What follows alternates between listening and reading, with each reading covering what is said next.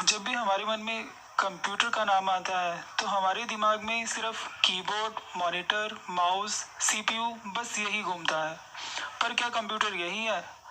आखिर ये कहाँ से आया, किसने बनाया, कितने टाइप का होगा? चलिए डिटेल में जानते हैं कि ये क्या है। जो लोग कंप्यूटर साइंस का सब्जेक्ट पढ़ रहे हैं जैसे BCA, PGDCA, triple C, O level या सरकारी नौकरी की तैयारी कर रहे हैं, उनके लिए बहुत ज़रूरी है।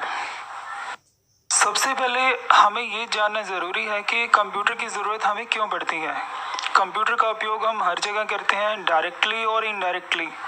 हम कंप्यूटर के साथ जुड़े हैं, चाहे हम कंप्यूटर चलाना नहीं आता, फिर भी हमारे बहुत से काम इसी के माध्यम से होते हैं, जैसे बैंक, हॉस्पिटल, स्कूल, कॉलेज, सरकारी डिपार्टमेंट, बिलिंग में, एंटरटेनमेंट में, स्टडी में, स्टोर में प्रोडक्ट को स्कैन करने में और पेमेंट का भुगतान करने के लिए या फिर हिसाब किताब रखने के लिए। इसके अलावा और भी बहुत से काम हैं जिनकी लिस्ट बहुत लंबी है। यानी कंप्यूटर के बगैर हमारी ज़िंदगी आज की डेट में नहीं चल सकती। हम शुरू करेंगे डाटा से, क्योंकि ये वर्ड बार बार इस ट्यूटोरियल के अंदर यूज़ होगा। तो सबसे पहले देखते हैं डाटा को। यह एक महत्वपूर्ण पार्ट है क्योंकि इसे जाने बिना आप आगे नहीं बढ़ सकते थे। ये वर्ड आपको बार बार सुनने को मिलेगा। डाटा 0 to 9, स्मॉल लेटर्स में A to Z, capital letter में A to Z और स्पेशल कैरेक्टर का कॉम्बिनेशन हो सकता है, जिसे किसी भी पर्पस के लिए इकट्ठा किया जाता है और एनालाइज किया जाता है। अगर डाटा को ऑर्गेनाइज कर ग्रुप में नहीं रखा जाता तो वो किसी काम का नहीं होता। डाटा कुछ इस प्रकार का हो सकता है: सिंगल कैरेक्टर, बूलियन, ट्रू और false, text, number, picture, audio या वीडियो। जैसे किसी का नाम, एड्रेस, फ़ोन नंबर, फिल्म का नाम, एक्टर या जगह का नाम, ये सारा डाटा होता है। अब समझते हैं डाटा और इन्फॉर्मेशन में क्या फ़र्क होता है। ये दोनों अलग अलग हैं। कुछ लोग डाटा को ही इन्फॉर्मेशन समझते हैं, जबकि इन्फॉर्मेशन का मतलब होता है वो पूरी तरह से एक्यूरेट डाटा हो, जिसे पढ़ते ही सब कुछ आसानी से समझ आ जाता है और इसमें हर टाइप का डाटा अच्छी तरह से लिखा होता है। जबकि डाटा अपने आप में अधूरा होता है। हालांकि डाटा को अच्छे ढंग से एनालाइज करके सही तरीके से रिप्रेजेंट करना ही इन्फॉर्मेशन कहलाता है।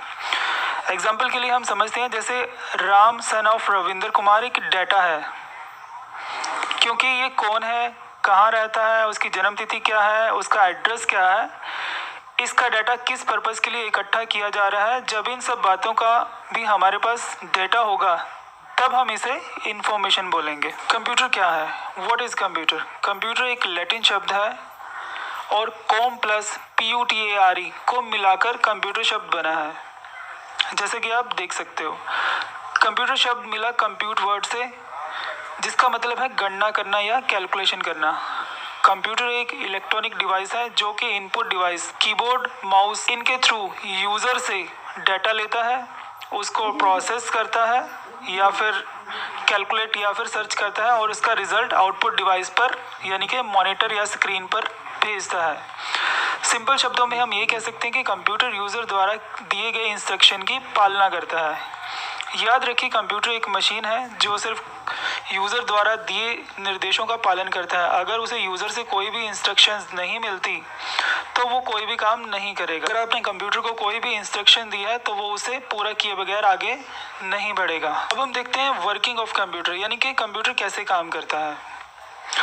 इससे पहले हमें CPU के बारे में जानना होगा। जैसे इंसान का दिमाग होता है वैसे ही कंप्यूटर का भी दिमाग होता है। जैसे CPU को हम सेंट्रल प्रोसेसिंग यूनिट बोलते हैं। CPU को हम पहले 3 पार्ट में बांट लेते हैं। जैसे सबसे पहला पार्ट है अर्थमेटिक लॉजिक यूनिट, यानी कि ALU। CPU का यह सबसे इम्पॉर्टेंट पार्ट है। यह बेसिक मैथ की कैलकुलेशन के साथ ही लॉजिकल कैलकुलेशन, जिसमें काफ़ी कंडीशन लगी होती हैं, उनको भी कैलकुलेट करता है। इसी के अंदर कंट्रोल यूनिट यानी कि CU भी होता है। Control unit input output device को कंट्रोल तो करता ही है, साथ ही अर्थमेटिक लॉजिक यूनिट तक सारे काम सीक्वेंस में भेजता है। इसमें एक और पार्ट होता है रजिस्टर का काम रैम से इंस्ट्रक्शन लेना है और उन्हें डिकोड कर ये पता लगाते हैं कि इनके साथ कौन से ऑपरेशन परफॉर्म करवाने हैं। यह डिवाइस से आने वाले डाटा को होल्ड करने का काम भी करते हैं। CPU के अंदर अलग अलग तरह के रजिस्टर हो सकते हैं। ये उनकी स्पीड पर निर्भर करता है, जैसे 8 बिट, 16 बिट, 32 बिट या फिर 64 बिट। जब कोई भी यूजर जो कंप्यूटर को चलाता है इनपुट डिवाइस यानी कि कीबोर्ड माउस से जब कोई इंस्ट्रक्शन देता है तो सीपीयू में जाता है, तो कंट्रोल यूनिट का काम शुरू हो जाता है। कंप्यूटर के सभी डिवाइस को कंट्रोल यूनिट कंट्रोल करता है। सबसे पहले कंट्रोल यूनिट इंस्ट्रक्शन को ALU में भेजता है, चाहे वो मैथ हो या लॉजिकल, जिनमें रजिस्टर का काम भी काफ़ी महत्वपूर्ण होता है। जो भी रिजल्ट आता है वह रजिस्टर द्वारा आउटपुट डिवाइस पर कंट्रोल यूनिट के द्वारा भेजा जाता है। आउटपुट डिवाइस यानी कि जैसे मॉनिटर, स्पीकर, प्रिंटर आदि। अगर यूज़र इस रिजल्ट को स्टोर करना चाहे तो कंट्रोल यूनिट उसे सेकेंडरी मेमोरी में स्टोर कर देता है। सेकेंडरी मेमोरी को हम आगे चलकर पढ़ेंगे कि वो क्या होती है। कंप्यूटर की फुल फॉर्म क्या होती है? गूगल पर ढूंढने पर आपको अलग अलग जवाब मिलेंगे कि इसकी फॉर्म ये है वो है, तो मुझे इससे संबंधित कोई इन्फॉर्मेशन नहीं मिल सकी है। अगर आपके पास कोई ठोस सबूत हो तो प्लीज़ मुझे भी बताएं कि कंप्यूटर की फुल फॉर्म क्या होती है। जनरली मैंने भी इंटरनेट के ऊपर ढूंढा तो मुझे कुछ इस तरह के जवाब मिले। सबसे पहला आता है सी फॉर कॉमन, कुछ लोग इसे कमांडली भी बोलते हैं।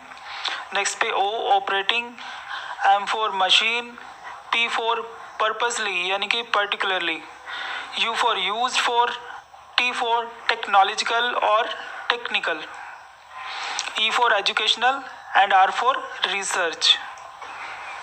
चलिए अब जान लेते हैं हम कंप्यूटर के बेनिफिट क्या होते हैं। अगर हम पुराने टाइम में जाएं तो आपको पता ही होगा कि सभी काम होने में कितना टाइम लगता था। एग्जाम्पल के लिए अगर एक लेटर किसी को लिखा जाता था तो उसे पहुंचने में कितना टाइम लगता था, तो ये अब कुछ ही सेकंड में पूरे वर्ड में भेजा जा सकता है। पहले टाइपराइटर होता था, उस मशीन पर जब कुछ लिखा जाता था उसे हम इरेज या एडिट या स्टोर नहीं कर पाते थे, लेकिन अब कंप्यूटर की वजह से लिखे हुए डॉक्यूमेंट्स को हम इरेज भी कर सकते हैं, एडिट भी कर सकते हैं और आगे भी भेज सकते हैं, और ये हमारी की हुई किसी भी गलती को ठीक भी कर सकता है। पर आजकल कंप्यूटर की जगह फ़ोन ने ले ली है। जो लोग डिज़ाइनिंग या कोडिंग करते हैं वो बड़ी मशीन की स्क्रीन को ही पसंद करते हैं। तो चलिए जानते हैं इसके क्या क्या बेनिफिट हो सकते हैं। सबसे पहले आती है इसमें स्पीड। कंप्यूटर की कैलकुलेशन करने की स्पीड को अगर इंसान की स्पीड से कंपेयर किया जाए तो ये इंसान काफ़ी पीछे रह जाएगा। कंप्यूटर बड़ी से बड़ी कैलकुलेशन या सर्च को कुछ ही पलों में कर देता है। स्टोरेज कैपेसिटी, कंप्यूटर की डिस्क स्टोरेज कैपेसिटी काफ़ी होती है। उसमें आप कितने ही सालों तक बहुत सा data, file, song, video, audio आदि सब कुछ इकट्ठा करके रख सकते हो। एक्यूरेसी, कंप्यूटर को जो भी काम करने के लिए आप कहोगे वो वही करेगा। जैसे इंसान चेक और चेक में कंफ्यूज हो जाता है, पर कंप्यूटर बिल्कुल भी कंफ्यूज नहीं होगा। इसकी एक्यूरेसी 100% होगी। सिक्योरिटी, इसमें रखा डाटा काफ़ी सिक्योर होता है, जो कि यूज़र की मर्जी के अलावा अपने आप ख़त्म नहीं हो सकता। अगर आप इसमें रखे हुए डाटा पर पासवर्ड लगा देते तो उसे वो ही खोल सकता है जिसको उसका पासवर्ड पता होगा। कैपेसिटी, कंप्यूटर की काम करने की कैपेसिटी काफ़ी ज़्यादा है। इंसान के मुकाबले इसे आप दिन रात काम पर लगा सकते हैं, ये नहीं थकता। ऑटोमेशन, कंप्यूटर ऑटोमेटिक होता है। कंप्यूटर जो भी इंस्ट्रक्शन यूज़र से लेता है वो उसी तरह से उस काम को करेगा और तब तक करता रहेगा जब तक आपका काम ख़त्म ना हो जाए। वर्सेटिलिटी, कंप्यूटर का उपयोग आज हर क्षेत्र में हो रहा है, चाहे वो कोई भी पेशा हो, जैसे वकील, डॉक्टर या फिर कोई बिजनेस या मैन्युफैक्चरिंग कंपनी। रिलायबिलिटी, इसके रिजल्ट पर आप पूरा भरोसा कर सकते हो। जहाँ भी आपने इसमें डाटा रखा होगा वहीं वो डाटा आपको मिलेगा। Reduction of man power, computer काफ़ी लोगों का काम अकेले ही कर लेता है, इससे आप काफ़ी पैसे बचा सकते हो। चलिए अब देखते हैं कंप्यूटर की जनरेशन को। पहले जब कंप्यूटर का आविष्कार हुआ तब उसकी शेप ऐसी नहीं थी, वो काफ़ी बड़ा था, शायद एक कमरे के साइज़ का। पर आज का कंप्यूटर काफ़ी कॉम्पैक्ट है, क्योंकि धीरे धीरे टाइम और ज़रूरत के साथ इनका आकार, स्पीड आदि सब बदल गया है। अगर आप गूगल पर ढूंढोगे तो आपको अलग अलग साइट पर अलग अलग इन्फॉर्मेशन मिल सकती है। आइए जानते हैं कंप्यूटर की जनरेशन के बारे में। हजारों वर्ष से इंसान अपना हिसाब किताब रखने के लिए कुछ ना कुछ जुगाड़ करता है। पहले इशांगो बॉन्ड्स पर लाइन लगाकर ग्रुप्स में नंबर लिखे जाते थे।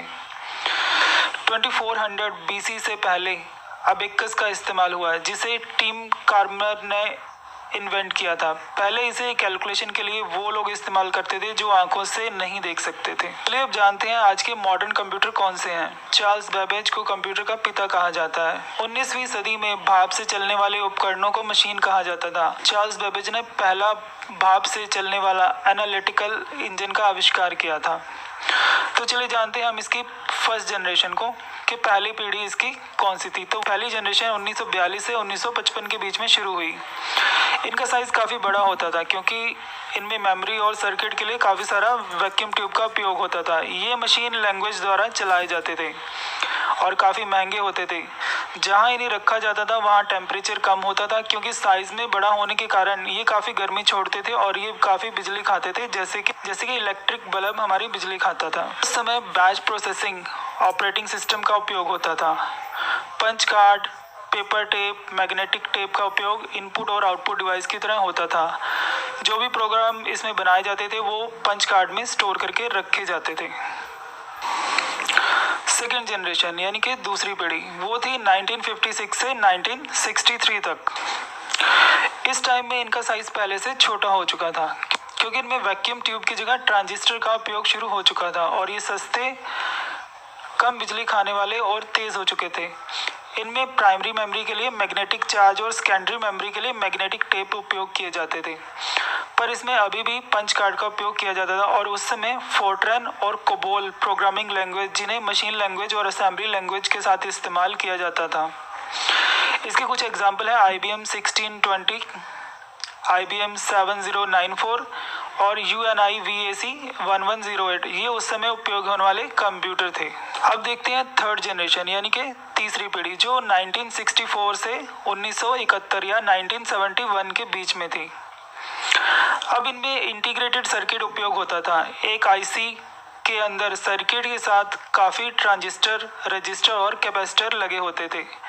इसमें कंप्यूटर का साइज़ और क्षमता पहले से बेहतर हो चुकी थी और उस टाइम में ALGOL, pascal, COBOL high language use की जाती थी। ये साइज़ में छोटे, कम गर्म, तेज़ स्पीड और इसमें AC की ज़रूरत पड़ती थी, कम बिजली लेने वाले होते थे। इसके कुछ एग्जाम्पल हैं IBM 360, TDC 316। ये इनके टाइप हैं। चलिए जानते हैं फोर्थ जनरेशन को यानी कि चौथी पीढ़ी। चौथी पीढ़ी 1972 से 1980 के बीच में थी।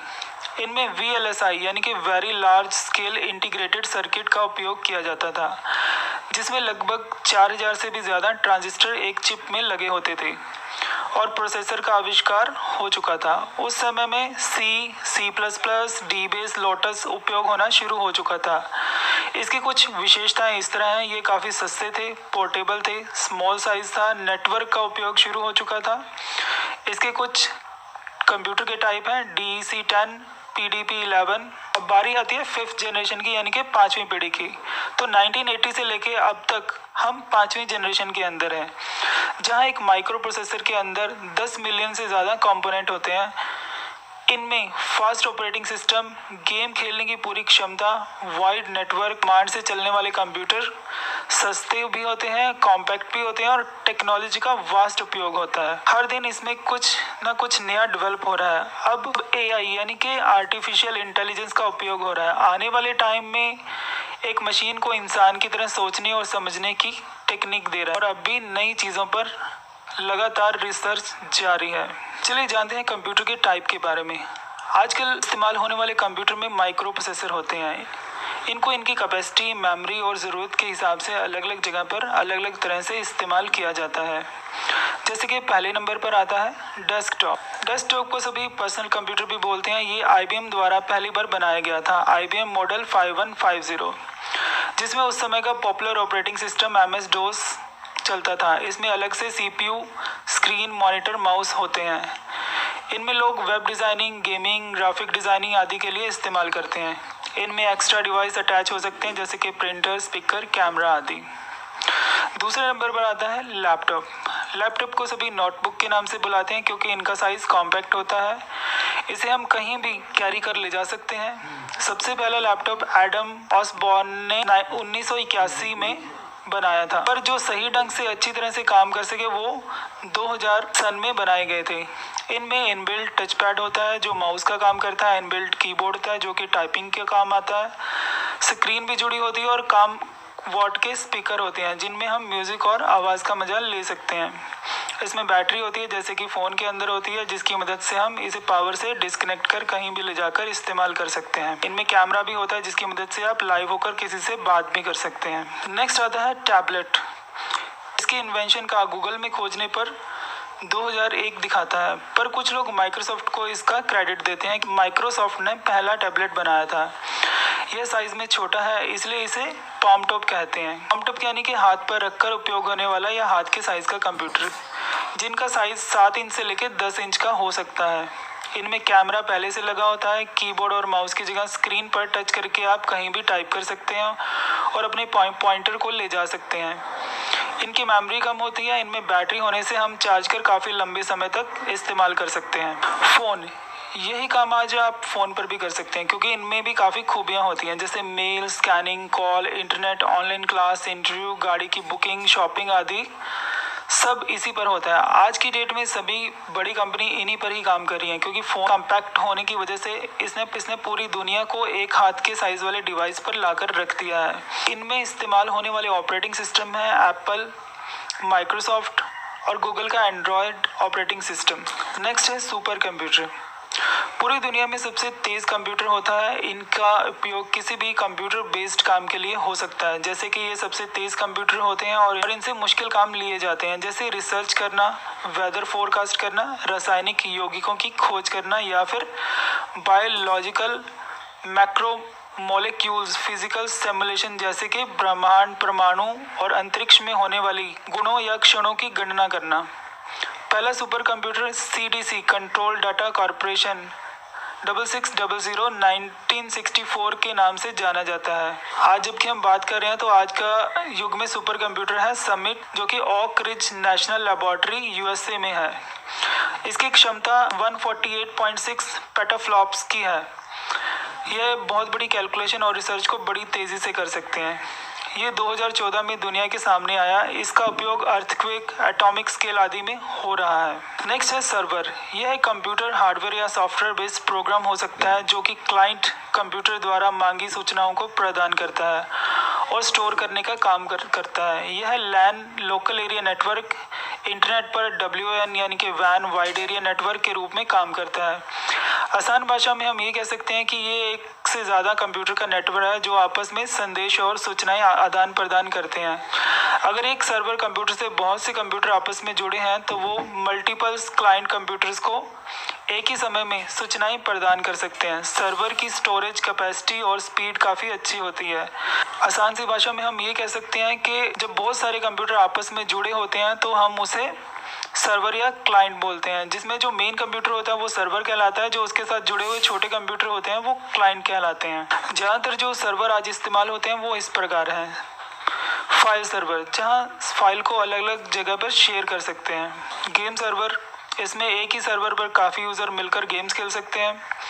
मेल सर्वर, ये मेल के लिए उपयोग होता है। आज की डेट में आप देख सकते हैं कि गूगल कितना बड़ा मेल सर्वर है, जो एक ही टाइम में कितने मिलियन लोगों को एक साथ मेल दिखा सकता है और भेज सकता है। प्रिंट सर्वर, इसका उपयोग एक समय में बहुत से कंप्यूटर पर एक ही प्रिंटर को इस्तेमाल करने के लिए किया जाता है। नेक्स्ट आता है मेन फ्रेम। ये भी एक बहुत फास्ट कंप्यूटर का टाइप है। इसे लोग सर्वर की तरह इस्तेमाल करते हैं क्योंकि इसकी स्पीड एक आम पर्सनल कंप्यूटर से काफ़ी अच्छी होती है। ये साइज़ में बड़े होते हैं और काफ़ी महंगे होते हैं। इसे bank, hospital, university, college, railway station आदि में उपयोग किया जाता है। चलिए जानते हैं हार्डवेयर और सॉफ्टवेयर क्या होता है। कंप्यूटर के साथ हार्डवेयर, कंप्यूटर के साथ जुड़े हुए वह पार्ट हैं जिनको हम छू या टच कर सकते हैं, यानी कि फिजिकल पार्ट, उन्हें हम हार्डवेयर बोलते हैं, जिसमें keyboard, mouse, printer, speaker, monitor आदि आते हैं।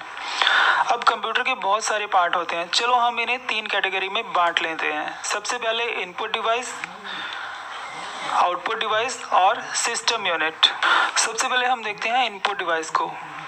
इनका उपयोग कंप्यूटर में डाटा इनपुट करने, फीड करने या डालने या कंप्यूटर को निर्देश एंटर करने के लिए किया जाता है। यह डाटा यूज़र, ऑपरेटर या इंसान द्वारा इनपुट किया जाता है।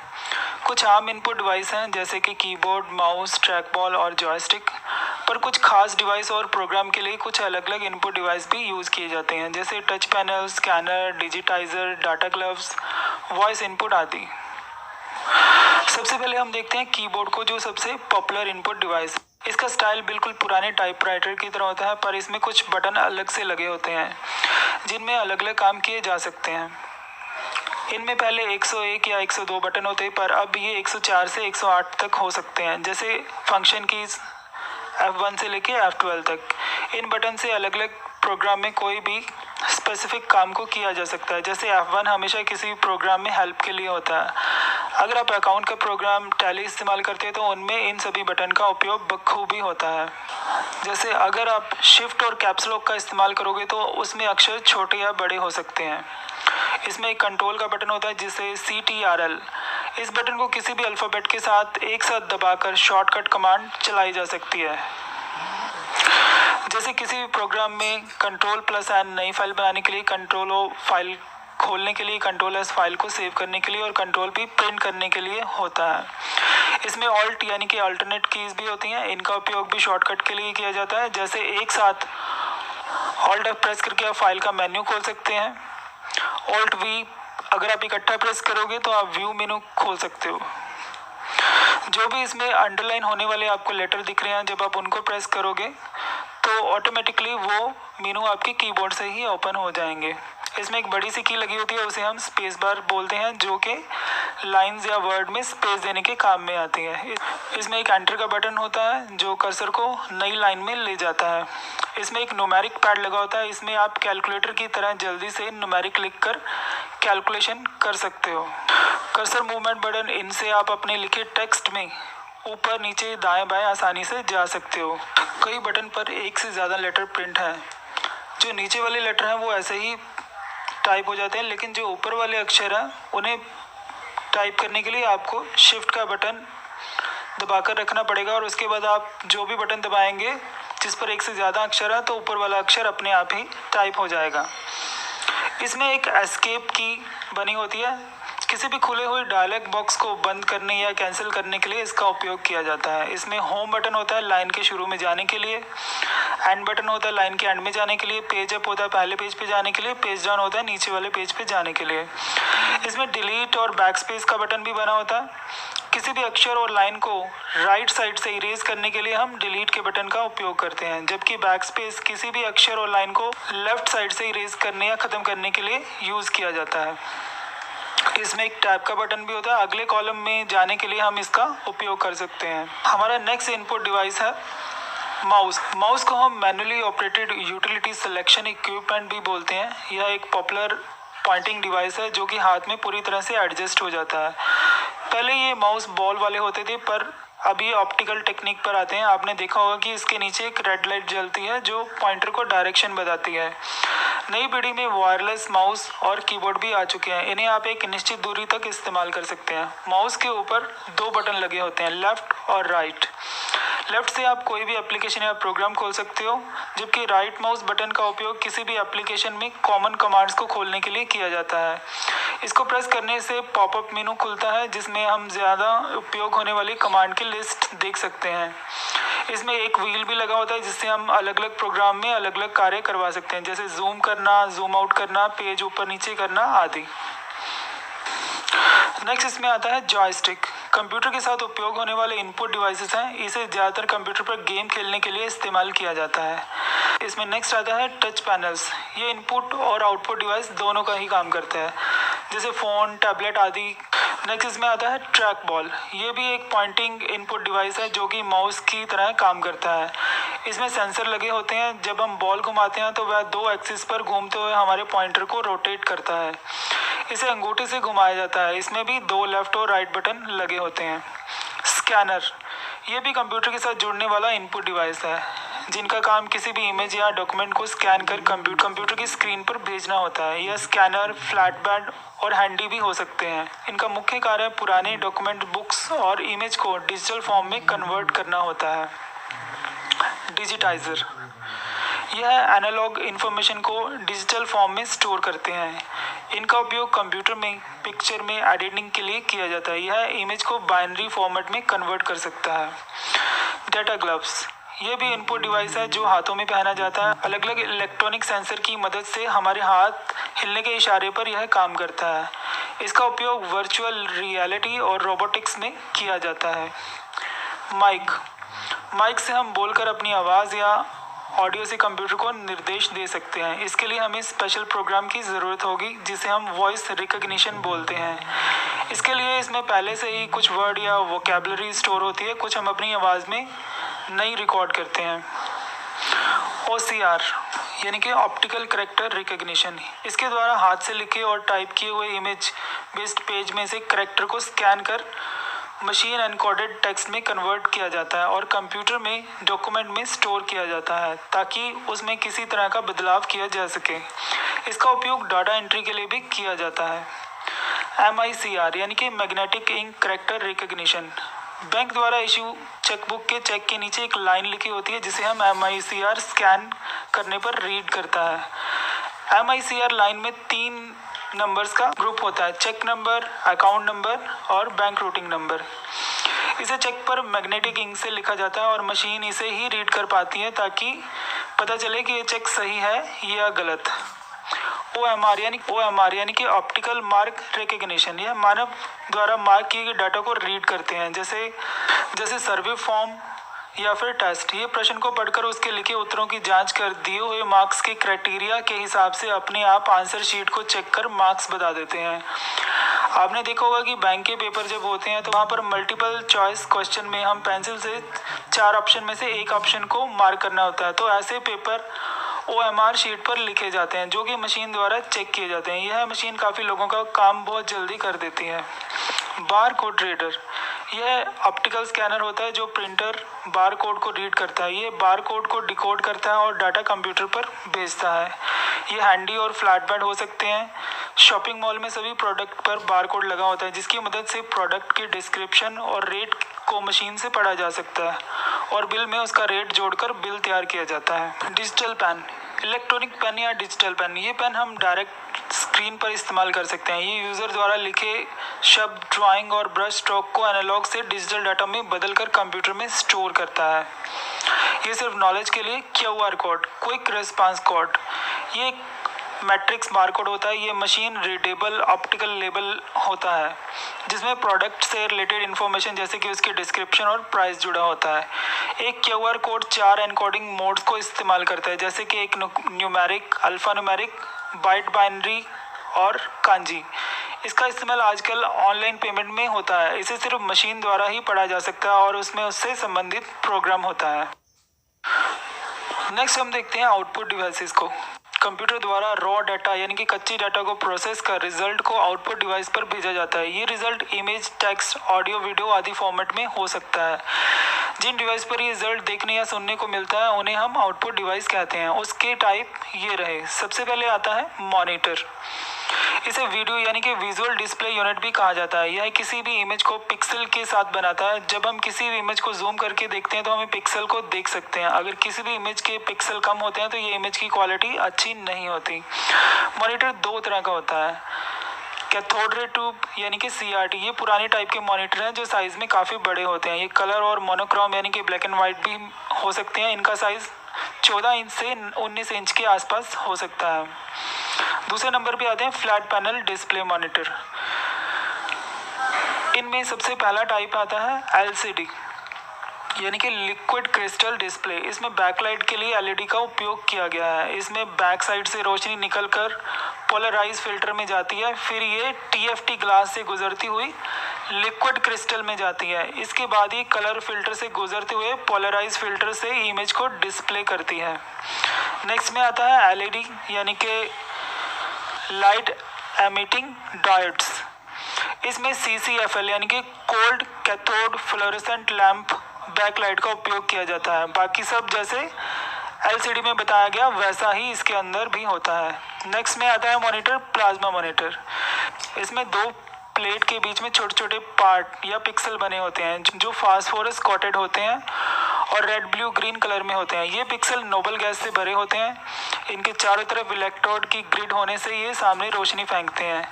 जब इन पिक्सल से इलेक्ट्रिसिटी गुजरती है तो इनमें मौजूद गैस अल्ट्रा वायलेट गैस में बदल जाती है। फास्फोरस की कोटिंग होने से ये डिस्प्ले देना शुरू कर देते हैं और बल्ब की तरह चमकते हैं और हमें इमेज दिखाई देती है। OLED यानी कि OLED या फिर ऑर्गेनिक लाइट एमिटिंग डायोड। इसे बैकलाइट की ज़रूरत नहीं होती। इसकी इमेज क्वालिटी इन दोनों से अच्छी होती है। इनमें इलेक्ट्रिसिटी भी कम खर्च होती है। ये ट्रांसपेरेंट भी हो सकती है, किसी भी डायरेक्शन में फोल्ड हो सकती है। हमारा नेक्स्ट पॉपुलर आउटपुट डिवाइस आ रहा है यहाँ पे प्रिंटर्स। कंप्यूटर में किया गया कोई भी कार्य पेपर पर प्रिंट करने यानी किसी भी सॉफ्ट कॉपी को हार्ड कॉपी में बदलने के लिए हम प्रिंटर का उपयोग करते हैं। ये प्रिंटर कलर या ब्लैक एंड वाइट हो सकते हैं। इनकी स्पीड को इनके टाइप से पहचाना जा सकता है। ये दो प्रकार के होते हैं। सबसे पहला आता है इम्पैक्ट प्रिंटर और नॉन इम्पैक्ट प्रिंटर। तो सबसे पहले देखते हैं इम्पैक्ट प्रिंटर को। ये प्रिंटर टाइपराइटर के मैकेनिज्म पर काम करते हैं, जहां एक रिबन पर पिन स्ट्राइक करते हैं और वो काफ़ी तेज़ी से कोई भी अक्षर प्रिंट करते हैं। इन प्रिंटर की स्पीड को कैरेक्टर पर मिनट यानी कि CPM और लाइन पर प्रिंटर में मापा जाता है। इसके कुछ टाइप इस प्रकार हैं। डॉट मैट्रिक्स प्रिंटर यानी कि DMP। सबसे पहले देखते हैं DMP। ये प्रिंट हेड की वजह से प्रिंट करते हैं। इनमें 9 से 24 पिन होती हैं। ये प्रिंटर किसी भी अक्षर को या इमेज को डॉट में प्रिंट करते हैं। ज़्यादातर ये प्रिंटर आपको बैंक, हॉस्पिटल या जहाँ पर बिलिंग या स्टेटमेंट निकालने का काम होता है वहाँ पर मिलेंगे। ये 1 सेकंड में 100 से 600 अक्षर टाइप कर सकते हैं। नेक्स्ट नंबर पे प्रिंटर आता है डेजी व्हील प्रिंटर। ये प्रिंटर टाइपराइटर की तरह काम करता है। जैसे एक छोटी हथौड़ी पर अक्षर छपा होता है और वो रिबन पर बजता है तो अक्षर प्रिंट हो जाता है। ये 25 से 55 अक्षर पर मिनट प्रिंट कर सकते हैं। नेक्स्ट आता है लाइन प्रिंटर। लाइन प्रिंटर ये एक बार में एक लाइन को प्रिंट कर सकते हैं। ये एक टाइम में 1200 से 6000 लाइन प्रिंट कर सकते हैं। इसके आगे आता है ड्रम प्रिंटर। इसमें एक सिलेंडर शेप में ड्रम लगा होता है जिस पर पहले से ही अक्षर प्रिंट होते हैं। इसमें भी रिबन की मदद से लाइन को प्रिंट किया जाता है। ये 300 से 2000 लाइन 1 मिनट में प्रिंट कर सकते हैं। नेक्स्ट इसमें आता है चेन प्रिंटर।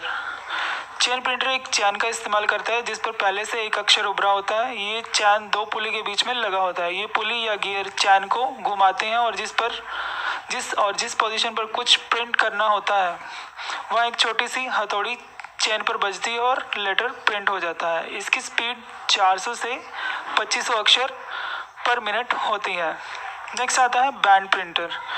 बैंड प्रिंटर ये चैन प्रिंटर की तरह ही होता है। फ़र्क सिर्फ ये है कि ये 48 अक्षरों के 5 ग्रुप में बना होता है और हथौड़ी कम बार स्ट्राइक होती है। प्रिंटर में हमारा दूसरा पार्ट है नॉन इम्पैक्ट प्रिंटर। ये प्रिंटर केमिकल हीट और इलेक्ट्रिकल सिग्नल की मदद से प्रिंट करता है। ये प्रिंटर इम्पैक्ट प्रिंटर की तुलना में काफ़ी तेज़ और अच्छी इमेज क्वालिटी वाले होते हैं। इनके टाइप ये रहे। सबसे पहले आता है इंकजेट प्रिंटर। ये इंक बूंदों को पेपर पर फेंक कर इमेज को प्रिंट करता है। यह 1000 अक्षर पर सेकंड प्रिंट कर सकता है। ये कलर और ब्लैक एंड वाइट हो सकता है। आजकल फोटोग्राफर इसी तरह के प्रिंटर का इस्तेमाल करते हैं। Laser printer. ये प्रिंटर बीम का इस्तेमाल कर ड्रम पर मैग्नेटिक इंक से इमेज बनाते हैं और उसे ड्रम द्वारा हीट और प्रेशर की मदद से पेपर पर प्रिंट किया जाता है। इसकी स्पीड काफ़ी तेज़ होती है। नेक्स्ट आता है इसमें थर्मल प्रिंटर। थर्मल पेपर जो कि सेंसिटिव होता है उस पर थर्मल प्रिंटर द्वारा छोड़ी गई हीट द्वारा प्रिंट किया जाता है, जिसे बारकोड लेबल में किया जाता है। प्लॉटर। इनका साइज़ काफ़ी बड़ा होता है क्योंकि ये बड़ी चीज़ों पर प्रिंट करने के काम में आता है। इसका उपयोग वेक्टर ग्राफिक्स को प्रिंट करने में भी किया जाता है। ये कलर और ब्लैक एंड वाइट हो सकते हैं। इनमें एल्युमिनियम शीट, कार्डबोर्ड, प्लास्टिक, लकड़ी, स्टील किसी भी सरफेस पे प्रिंट किया जा सकता है। प्रोजेक्टर। इसे कंप्यूटर या इसमें पेन ड्राइव या ब्लूटूथ से कनेक्ट करके किसी दीवार या पर्दे पर प्रोजेक्शन कर इमेज या वीडियो को देखा जा सकता है। कंप्यूटर पर एक्सटर्नल स्पीकर लगे होते हैं जिनमें एम्पलीफायर लगा होता है, जिनमें हम ऑडियो और वीडियो की आवाज़ सुन सकते हैं। कुछ डिवाइस इनपुट और आउटपुट दोनों ही होते हैं। तो इनमें जो पॉपुलर डिवाइस हैं वो है टच स्क्रीन। स्क्रीन पर टच करके आप इनपुट कर सकते हो, हम आउटपुट उसी स्क्रीन पर ले सकते हैं, जैसे कि फ़ोन या टैबलेट। तो ये दोनों ही इनपुट और आउटपुट डिवाइस हैं। कैमरा जो फ़ोटो खींचकर इनपुट करता है और उसी पर हम आउटपुट को भी देख सकते हैं। ऐसे ही मॉडेम, इसका काम कंप्यूटर से मिले डिजिटल सिग्नल को एनालॉग में कन्वर्ट कर आगे भेजना होता है। साथ ही एनालॉग सिग्नल लेकर डिजिटल में कन्वर्ट करके डिजिटल डिवाइस तक पहुंचाना होता है। यह इनपुट और आउटपुट दोनों का काम करता है। जनरली मॉडेम का इस्तेमाल इंटरनेट के लिए किया जाता है। फैक्स भी सिग्नल लेकर डाटा को प्रिंट करता है, यानी उसे दूर बैठे यूज़र से कमांड दी जाती है प्रिंट की, और फैक्स मशीन उसे प्रिंट कर देती है और उसी से ही डाटा को इनपुट भी किया जा सकता है। जो हमारा सिस्टम यूनिट होता है, यानी कि सेंट्रल प्रोसेसिंग यूनिट, हम उसे सीपीयू बोलते हैं। एक्चुअल में वो सीपीयू नहीं होता, उसके अंदर ही हमारा एक माइक्रो प्रोसेसर लगा होता है जिसे हम सीपीयू बोलते हैं। तो चलिए देखते हैं कि जो हमारी कैबिनेट या सीपीयू है जिसे हम बोलते हैं, उसके अंदर कौन कौन से पार्ट्स होते हैं। सबसे पहले हम इसमें देखते हैं मदरबोर्ड को। ये कंप्यूटर का मेन बोर्ड है जिसके साथ सब कुछ जुड़ा होता है, जैसे कि processor, RAM, CD, DVD, fan आदि। ऐसे ही हम इसमें एसएमपीएस यानी कि पावर सप्लाई, मेन बोर्ड को बिजली पावर सप्लाई से मिलती है। ये मेन बोर्ड के अलावा हार्ड डिस्क और सीडी को भी पावर देता है। ये यहाँ पर रैम है। ऐसे ही प्रोसेसर यानी कि जो एक्चुअल में हमारा सीपीयू होता है। इसी के अलावा साइड में CD, DVD, hard disk drive, solid disk drive या फिर सॉलिड स्टेट ड्राइव यहाँ पर लगी होती है। ऐसे ही इसमें एक्सपेंशन स्लॉट, इसमें आप ग्राफिक कार्ड, साउंड कार्ड या कोई भी यूएसबी कार्ड लगा सकते हैं। यहाँ पर ये CMOS सेल लगा होता है जो हमारे कंप्यूटर के अंदर टाइम को मेंटेन करके रखता है। टाइम और डेट इसी की वजह से कंप्यूटर के बीच में सेट रहती है। तो इसके बिल्कुल साथ ही एग्जॉस्ट फैन लगा होता है। अगर कैबिनेट के अंदर गर्मी हो जाती है तो ये इसे बाहर निकाल देता है। ऐसे ही प्रोसेसर के ऊपर एक फ़ैन लगा होता है। ये प्रोसेसर को ठंडा रखने में मदद करता है क्योंकि ये चलते हुए काफ़ी गर्म हो जाता है। अगर इसका टेम्परेचर बढ़ जाता है तो कंप्यूटर स्लो हो सकता है या फिर बंद हो सकता है। कनेक्टर एंड केबल, सभी पार्ट्स को जोड़ने के लिए हमें इनकी ज़रूरत पड़ती है। और ये एंड में जिसके अंदर ये सारा सामान लगा होता है इसे हम कैबिनेट बोलते हैं। चलिए अब हम इसकी बैक साइड में भी चलते हैं कि इसकी बैक साइड में क्या होता है। सबसे पहले हम ऊपर देखते हैं एसएमपीएस को, और उसका फ़ैन साथ में लगा हुआ है जो पावर सप्लाई की गर्मी को बाहर निकालता है। ये पावर केबल को लगाने का पोर्ट है। यहाँ पर पावर सप्लाई को पावर दी जाती है। कई पावर सप्लाई में ऑन ऑफ का स्विच भी लगा होता है। इस पोर्ट को हम बोलते हैं PS2 पोर्ट, जो वायलेट, ब्लू या जामुनी कलर में होता है। इसमें आप कीबोर्ड को अटैच कर सकते हो। जो PS2 पोर्ट ग्रीन कलर में होता है उसमें हमेशा माउस को लगाया जाता है। इस पोर्ट को बोलते हैं DVI पोर्ट, यानी डिजिटल विजुअल इंटरफेस। इस पोर्ट में आप मॉनिटर से आने वाली डाटा केबल को लगा सकते हैं। ऐसे ही VGA पोर्ट भी होता है इसके अंदर, यानी कि विजुअल ग्राफिक एरे या फिर वीडियो ग्राफिक एरे पोर्ट। इसमें आप 15 पिन वाली मॉनिटर की डाटा केबल को लगा सकते हैं। ये जो पोर्ट है USB 2.0 यानी कि यूनिवर्सल सीरियल बस बोलते हैं इसे। इसमें आप USB से चलने वाले डिवाइस को लगा सकते हैं। इनके पोर्ट का कलर ब्लैक होता है, जैसे flash drive, pen drive, printer, keyboard, mouse या इसके अलावा और भी बहुत सारे डिवाइसेस। ऐसे ही इसमें USB 3.0 भी लगाया जा सकता है। इसमें भी आप USB से चलने वाली डिवाइस लगा सकते हो। इस पोर्ट की स्पीड पहले वाले पोर्ट से तेज़ होती है और इसका कलर ब्लू होता है। ऐसे ही नेक्स्ट पोर्ट है HDMI, high definition multimedia interface. इसमें भी आप मॉनिटर या टीवी से आने वाली डाटा केबल को लगा सकते हैं। इसमें माइक का पोर्ट भी लगा हुआ है। इसमें आप माइक लगाकर अपनी आवाज़ रिकॉर्ड कर सकते हैं। इसका कलर पिंक होता है। ये स्पीकर का पोर्ट है। इसमें आप स्पीकर की वायर लगा सकते हैं। इसमें एक लाइन इन पोर्ट भी होता है। इसमें कोई भी एक्सटर्नल प्लेयर की वायर अटैच करके कंप्यूटर में कुछ भी प्ले करके कंप्यूटर में स्टोर किया जा सकता है। चलिए अब देखते हैं सॉफ्टवेयर। व्हाट इज सॉफ्टवेयर या सॉफ्टवेयर क्या होता है। हार्डवेयर के कंपोनेंट्स को चलाने के लिए इंस्ट्रक्शन की ज़रूरत होती है जो कि एक यूज़र द्वारा दी जाती है ताकि हार्डवेयर या मशीन काम कर सके।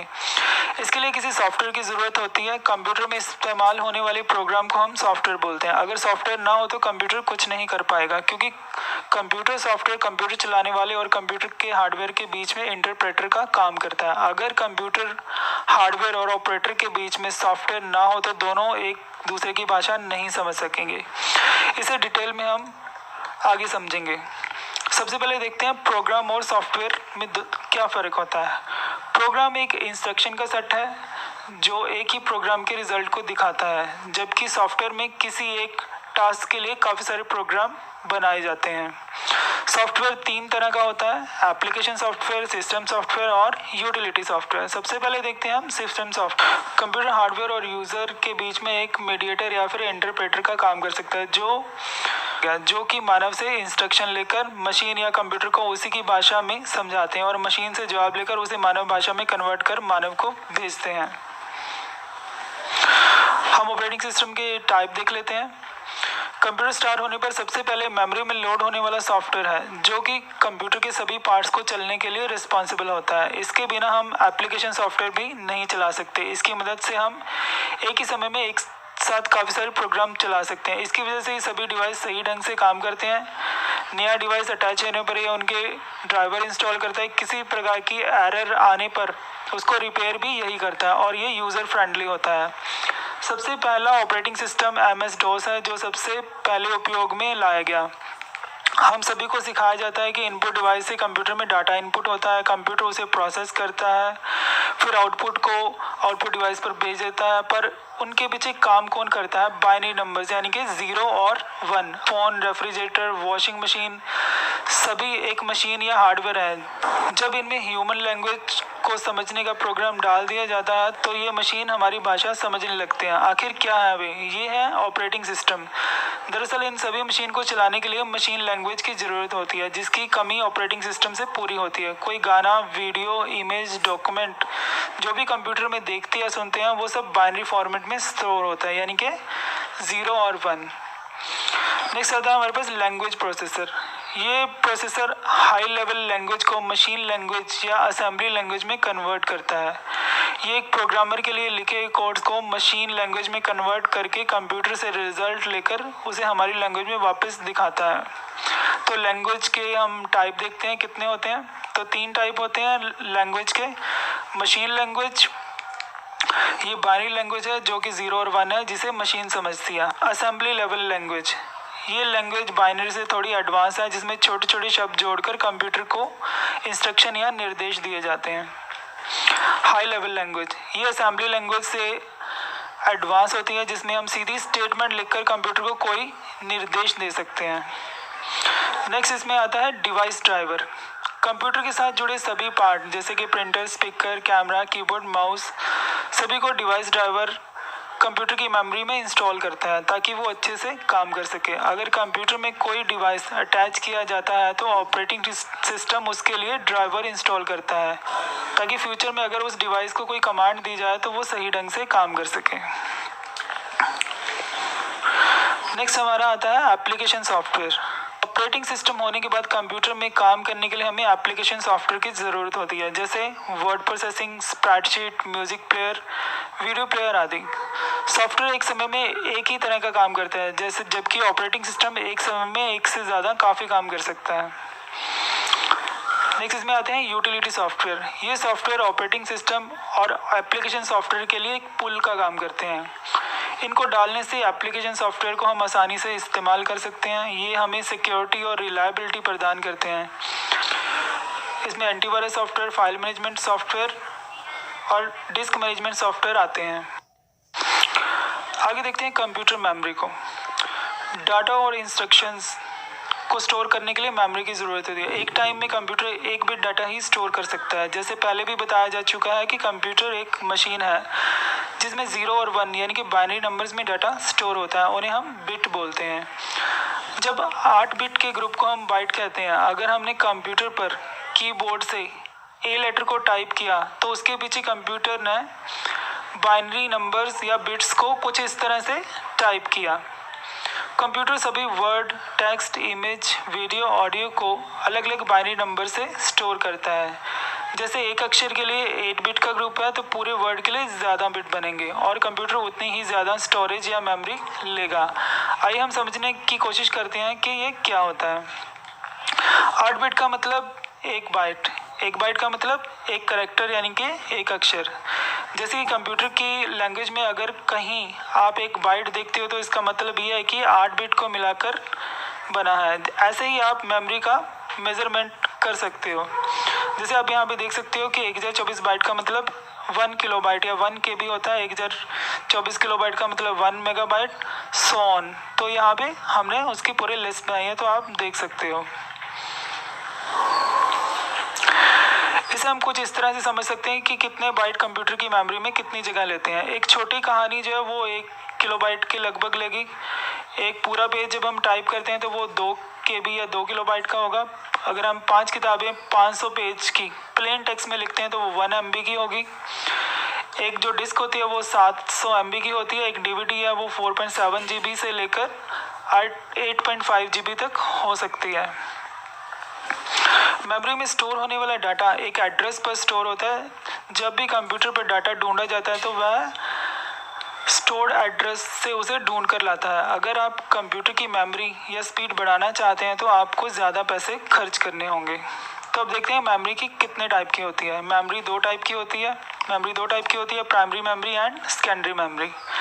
तो प्राइमरी मेमोरी, इसे टेम्परेरी मेमोरी या मेन मेमोरी भी कहते हैं। यह एक प्रकार की चिप होती है। यह प्रोसेसर के साथ अटैच होती है, जिसे प्रोसेसर द्वारा एक्सेस किया जाता है। अगर आप कंप्यूटर पर कोई सॉफ्टवेयर खोलकर कुछ टाइप करते हो जबकि आपने अभी तक फाइल को सेव नहीं किया, तो ये फाइल कंप्यूटर की टेम्परेरी मेमोरी या प्राइमरी मेमोरी में होती है। सेव ना किए जाने की सूरत में ये डाटा उड़ जाता है। जब हम फाइल को सेव कर देते हैं तो वो सेकेंडरी मेमोरी या हार्ड डिस्क पर स्टोर हो जाता है। तो प्राइमरी मेमोरी में क्या क्या आता है हम देखते हैं। प्राइमरी मेमोरी के दो पार्ट हैं, रैम और रोम। तो रैम जो है वो दो टाइप की होती है, डायनेमिक रैम और स्टैटिक रैम। जो रोम होती है, रीड ओनली मेमोरी, वो भी दो टाइप की होती है, जिसे हम प्रोग्रामेबल रोम और इरेजेबल प्रोग्रामेबल रोम बोलते हैं। सबसे पहले हम देखते हैं रैम को। रैम यानी कि रैंडम एक्सेस मेमोरी इसकी फुल फॉर्म है और प्रोसेसर द्वारा इसे डायरेक्टली एक्सेस किया जाता है। ये काफ़ी महंगी होती है। ये वॉलेटाइल मेमोरी है, यानी कि स्टोर ना किए जाने की सूरत में इसमें से डाटा ख़त्म हो जाता है। आप अभी 32 GB से लेकर 64 GB तक इसे ले सकते हो। ये दो टाइप की होती है।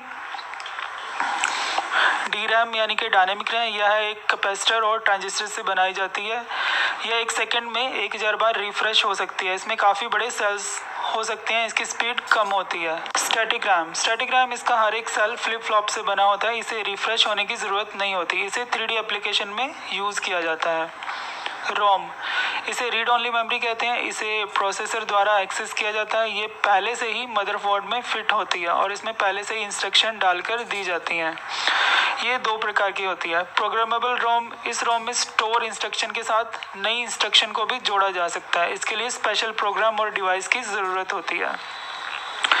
ईपी रोम यानी कि इरेजेबल प्रोग्रामेबल रोम, इस रोम या चिप में प्रोग्राम को मिटाकर नया प्रोग्राम डाला जा सकता है। यह दो प्रकार की होती है, ईपी रोम और यूवी रोम। नेक्स्ट हम देखते हैं इसमें कैश मेमोरी। यह मेमोरी प्रोसेसर के साथ काम करती है, जो कि पहले से ही मदरबोर्ड या प्रोसेसर में लगी हो सकती है। इसकी स्पीड काफ़ी तेज़ होती है। यह एक तरह की टेम्परेरी मेमोरी होती है। जब रैम किसी भी प्रोग्राम के लिए कम रह जाती है और कंप्यूटर स्लो होने लगता है, अगर हमारे कंप्यूटर में कैश मेमोरी लगी होती है तो उस समय कैश मेमोरी कंप्यूटर की स्पीड को कम नहीं होने देती। सेकेंडरी मेमोरी, कंप्यूटर में डाटा सेव या स्टोर करने के लिए सेकेंडरी मेमोरी की ज़रूरत होती है। इसमें स्टोर डाटा फ्यूचर में कभी भी एक्सेस किया जा सकता है। ये दो तरह के डिवाइसेस में स्टोर हो सकती है, फिक्स डिवाइस और रिमूवेबल डिवाइस के अंदर। तो फिक्स डिवाइसेस कौन से होते हैं? जो कि कंप्यूटर में पहले से ही फिक्स होते हैं, जैसे कि हार्ड डिस्क ड्राइव यानी कि एसडीडी, सॉलिड स्टेट ड्राइव बोलते हैं जिसे, सीडी, डीवीडी, ये सब फिक्स डिवाइसेस होते हैं जो कंप्यूटर के बीच में लगे होते हैं। कुछ डिवाइसेस रिमूवेबल होते हैं, यानी उन्हें ज़रूरत पड़ने पर हटाया जा सकता है और लगाया भी जा सकता है। तो ऐसे डिवाइसेस होते हैं memory card, floppy, CD, DVD, blue रे, पेन ड्राइव, फ्लैश ड्राइव। तो चलिए हम शुरू करते हैं फिक्स डिवाइस से। इसमें सबसे पहले आता है hard disk drive. Hard disk को जनरली हम एचडीडी के नाम से जानते हैं। हार्ड डिस्क एक सर्कुलर मैग्नेटिक डिस्क होती है। आज उनकी कैपेसिटी टेराबाइट में आती है। यह अंदर से एक स्पिंडल के चारों तरफ घूमती है। इसमें स्टोर होने वाला डाटा प्लेटर पर स्टोर होता है जो कि एक दूसरे के ऊपर लगा होता है, जिसमें स्पेस होता है। इस प्लास्टर का डायमीटर 14 इंच का होता है। यह 5400 RPM यानी कि रोटेशन पर मिनट पर चलती है और 15,000 RPM तक इनकी कैपेसिटी होती है घूमने की। इसमें मैग्नेटिक रीडर लगा होता है जो डाटा को राइट और रीड करता है। नेक्स्ट में आता है सेकेंडरी मेमोरी में SSD यानी कि सॉलिड स्टेट ड्राइव। ये बिल्कुल हार्ड डिस्क की तरह होता है। एक सॉलिड स्टेट स्टोरेज डिवाइस है जो डाटा को स्टोर करने के लिए इंटीग्रेटेड सर्किट की असेंबली का इस्तेमाल करता है। ये हार्ड डिस्क ड्राइव जिनकी स्पीड काफ़ी कम होती है उनसे 100 गुना तेज़ स्पीड पर डाटा को एक्सेस करता है। इनमें फ्लैश ड्राइव का इस्तेमाल होता है। नेक्स्ट है हमारे पास सेकेंडरी मेमोरी में फ्लॉपी डिस्क ड्राइव यानी कि FDD। पुराने टाइम में फ्लॉपी डिस्क का काफ़ी चलन था। ये एक रिमूवेबल डिस्क होती थी जिनकी कैपेसिटी 1.44 मेगाबाइट या MB या फिर 1.2 मेगाबाइट MB तक होती थी। इनका साइज़ 3.5 इंच या फिर 5.2 इंच के आसपास होता था। कुछ टाइम बाद इनकी जगह CD से DVD न ली और DVD से ये फ्लैश ड्राइव या पेन ड्राइव के ऊपर आ गई। नेक्स्ट इसमें आता है हमारे पास CD या कॉम्पैक्ट डिस्क। CD पर ऑप्टिकल रेज की मदद से इसमें सारा डाटा रीड और राइट किया जाता है जिसकी कैपेसिटी 700 मेगाबाइट की होती है। इनमें 3 तरह की डिस्क मिल जाती हैं। एक तो होती है नंबर 1 पे रीड ओनली मेमोरी जो सिर्फ रीड करने या सिर्फ प्ले या चलने के लिए होती हैं, जिसमें कुछ भी रिकॉर्ड नहीं किया जा सकता। दूसरे नंबर पर रिकॉर्डेबल रोम होती है। ये एक ब्लैंक CD या कॉम्पैक्ट डिस्क की तरह है जिनमें कुछ भी नया डाटा जैसे ऑडियो वीडियो डॉक्यूमेंट्स को रिकॉर्ड या बर्न किया जा सकता है। इसी के अंदर ही CD में कुछ रिकॉर्डेबल CDs भी आती हैं जिसमें जब तक आपकी डिस्क ख़राब नहीं होती तब तक आप इसमें जितनी मर्जी बार डाटा डालकर इरेज कर सकते हैं। एक और डिस्क आती है जिसे DVD कहा जाता है। DVD में CD से 15 गुना डाटा रिकॉर्ड किया जा सकता है। इनमें सिंगल लेयर डिस्क की कैपेसिटी 4.7 GB और ड्यूअल लेयर डिस्क की कैपेसिटी 8.5 GB तक होती है। जैसे पुराने टाइम में होता था कि कोई भी एक मूवी 3 CD में आती थी, पर एक ही DVD में 3 से 4 मूवीज़ पूरी आ सकती हैं। इसमें भी 3 कैपेसिटी मिलती है हमें, रीड ओनली यानी कि जो सिर्फ रीड करने या सिर्फ प्ले या चलने के लिए थी, इसमें कुछ भी रिकॉर्ड नहीं किया जा सकता। जबकि रिकॉर्डेबल DVD में ये ब्लैंक DVD होती है जिनमें कुछ भी नया डाटा जैसे ऑडियो वीडियो डॉक्यूमेंट्स को रिकॉर्ड या बर्न किया जा सकता है। तो रिकॉर्डेबल DVD इसमें जब तक आपकी डिस्क खराब नहीं होती तब तक आप जितनी मर्जी बार डाटा इसमें डालकर इरेज कर सकते हैं। नेक्स्ट हम सेकेंडरी मेमोरी में देखते हैं रिमूवेबल डिवाइस। इसमें pen drive, flash, USB drive ये सभी एक ही टाइप के हैं। पेन ड्राइव एक सॉलिड स्टेट ड्राइव होती है और इनमें चिप का उपयोग होता है। ये रिमूवेबल सेकेंडरी मेमोरी है जिसमें काफ़ी डाटा रखा जा सकता है। आप इसमें डाटा में ऑडियो वीडियो डॉक्यूमेंट्स डालकर कहीं भी ले जा सकते हैं। नेक्स्ट इसमें रिमूवेबल सेकेंडरी मेमोरी के अंदर आता है ब्लू रे डिस्क। ये भी एक सेकेंडरी मेमोरी है। इसकी कैपेसिटी CD DVD से कई गुना ज़्यादा होती है। ये ऑप्टिकल डिस्क होती है और इनमें 128 GB से 256 GB तक की डिस्क आती हैं। हम इसमें एक इम्पॉर्टेंट पार्ट देखते हैं बूटिंग का। कंप्यूटर का स्टार्ट होना बूटिंग के हालात। जब हम कंप्यूटर में लैपटॉप या डेस्कटॉप को स्टार्ट करते हैं तो वह प्रोसेस बूटिंग कहा जाता है। एम्बेडेड सिस्टम एक चिप है जो कि किसी भी डिवाइस में लगाई जा सकती है, चाहे वो TV हो या फिर कोई मशीन या फिर फ़ोन। इसे किसी भी डिवाइस के हार्डवेयर वाले सेक्शन में लगाया जाता है। जो भी काम किसी मशीन से करवाना चाहते हैं वहाँ ये चिप प्रोग्राम करके लगाई जा सकती है। जब कंप्यूटर स्टार्ट या बूट होता है तब पावर ऑन होने पर पहले नंबर पे मेन मेमोरी, प्राइमरी मेमोरी जैसे कि रैम और रोम में ऑपरेटिंग सिस्टम लोड होता है। बायोस यानी कि बेसिक इनपुट आउटपुट सिस्टम जिसे हम बायोस के नाम से जानते हैं, पावर का बटन प्रेस करते ही अपना काम शुरू कर देता है। बायोस ही सबसे पहले सभी आउटपुट डिवाइस जैसे कि keyboard, mouse, memory, hard disk को चेक करता है। सभी कुछ ठीक होने पर बायोस प्राइमरी मेमोरी में ऑपरेटिंग सिस्टम या OS जिसे हम विंडोज़ बोलते हैं को लोड कर देता है। ऑपरेटिंग सिस्टम मेमोरी में लोड होने पर हमने जो सॉफ्टवेयर स्टार्ट होने के बाद दिखाई देने वाले सॉफ्टवेयर जो इंस्टॉल किए हैं वो हमारे सामने डेस्कटॉप के रूप में आ जाते हैं। तो इसे हम बोलते हैं बूटिंग प्रोसेस।